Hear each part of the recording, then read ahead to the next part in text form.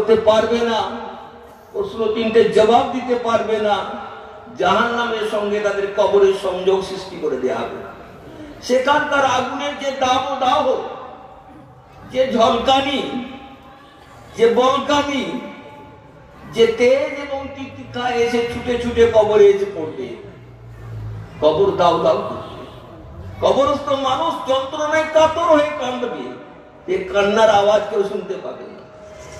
বন্ধুবর্গ, এই প্রশ্ন তিনটের জবাব যা প্রথম হিসাবের ক্ষেত্রে ব্যবহৃত হবে মুনকার ও নাকিরের মাধ্যমে, জবাব দেওয়া তখনই সম্ভব হবে যখন আমরা আল্লাহকে চিনব, রসুলকে চিনব, আল্লাহর কিতাবকে জানবো, রসুলের কিতাব সুন্নতে রসুলকে জানবো, হাদিসে রসুলকে জানবো এবং সেই মোতাবেক জীবন গড়ব।